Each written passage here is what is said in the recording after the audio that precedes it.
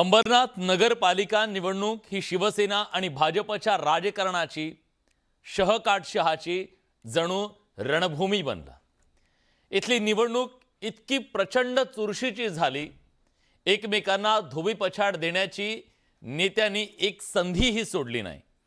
जी आहे नाही ती सगळी ताकद लावली, पण त्यानंतरही एकमेकांना शहकाटशह देण्याचं राजकारण थांबायला तयार नाहीये। काँग्रेसच्या सोबत हातमिळवणी करण्याचा प्रयत्न आणि नंतर काँग्रेसच्या नगरसेवकांना भाजपवासी करून घेत शिंदेंच्या शिवसेनेला धक्का देणाऱ्या भाजपला श्रीकांत शिंदेंनी धोबीपछाड दिलाय। त्यामुळे या निवडणुकीमधला जो ट्विस्ट आहे तो अजूनही थांबायचं नाव घेत नाहीये। श्रीकांत शिंदेंचा रवींद्र चव्हाणांना चेकमेट। अंबरनाथ मध्ये श्रीकांत शिंदेंची मोठी खेळी, भाजपच्या स्वप्नाला शिवसेनेचा सुरुंग। अंबरनाथ नगर परिषदेची निवडणूक गेल्या काही दिवसांपासून पूर्ण राज्यभर गाजतीये। गेल्या 72 तासात वेगवान राजकीय घडामोडी घडल्या। इथल्या सत्तेच्या सारीपाटात आधी भाजपनं मित्रपक्ष असलेल्या शिवसेनेला शह दिला, तर आता शिवसेनेचे खासदार डॉक्टर श्रीकांत शिंदेंच्या खेळीनं भाजपचे प्रदेशाध्यक्ष रवींद्र चव्हाणांना काटशह देत सत्ता खेचून आणली। अंबरनाथमध्ये खासदार श्रीकांत शिंदेंनी राष्ट्रवादीच्या नगरसेवकांना गळाला लावत भाजपला धक्का दिला। या खेळीनंतर कोणताही दगाफटका होऊ नये यासाठी सर्व नगरसेवकांना अज्ञात स्थळी रवाना करण्यात आलं, तर शिवसेनेच्या ठाण्यातील नेत्यांनीही पेढे वाटत जल्लोष साजरा केला। असं सगळ्या गोष्टी ठरलेल्या होत्या, नैसर्गिक युती आपली कायम होती। पण अनेक लोक म्हणतात की शिंदे साहेब काहीतरी चमत्कार करतात, वेळ गोष्टी करतात, आम्हाला अनेक पत्रकार विचारतात। तर आम्ही असं म्हणतो, दाढी को गुस्सा आया, दाढी ने हाथ घुमाया, सुबह का बोला शाम को वापस आया। अंबरनाथ नगर परिषदेतील राजकीय बलाबल पाहता शिंदेंच्या शिवसेनेचे 27 नगरसेवक आहेत, भाजपचे 14, अजित पवारांच्या राष्ट्रवादीचे 4, काँग्रेसचे 12 नगरसेवक, तर 2 अपक्ष असं संख्याबळ आहे। थेट नगराध्यक्ष पदाच्या निवडणुकीमध्ये भाजपनं बाजी मारली।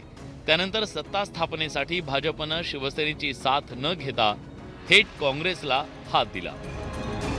मात्र भाजप आणि काँग्रेसच्या युतीवरून विरोधकांनी भाजपला कोंडीत पकडल्यानं भाजपच्या वरिष्ठ नेत्यांनी ही युती तोडण्याचे निर्देश दिले।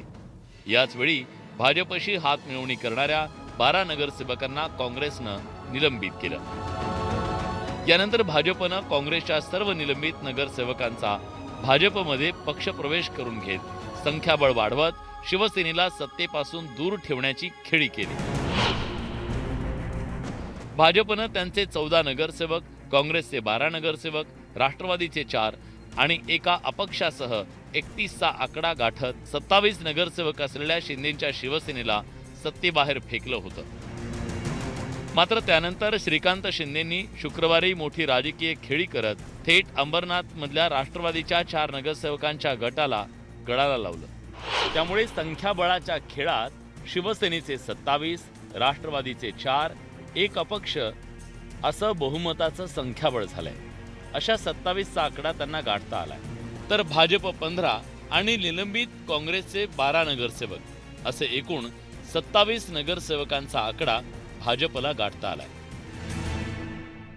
नॅचरल अलायन्स शिवसेना आणि भारतीय जनता पार्टी आहे, अशा परिस्थितीमध्ये काँग्रेसबरोबर युती करणं काही लोकल लेवलच्या लोकांनी, हे मला वाटतं त्यांच्या वरिष्ठांना देखील पटलेलं नाही आहे।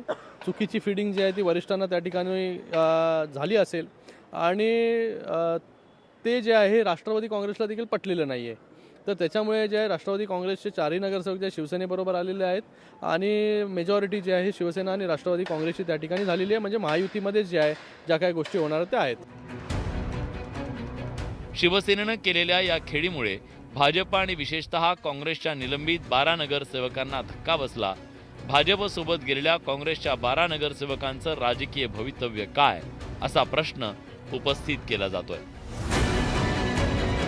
अंबरनाथची ही निवडणूक श्रीकांत शिंदे आणि भाजपचे प्रदेशाध्यक्ष रवींद्र चव्हाण यांनी प्रतिष्ठेची केली, त्यातून एकमेकांना शहकाटशह दिला जातोय। अंबरनाथ नगर परिषदेची पहिली सर्वसाधारण सभा सोमवारी होणार आहे। या सभेपूर्वी भाजप कोणती राजकीय खेळी करतं याकडे सगळ्यांचं लक्ष लागलंय। नरेश बोबाटेसह ब्युरो रिपोर्ट, न्यूज 18 लोकमत।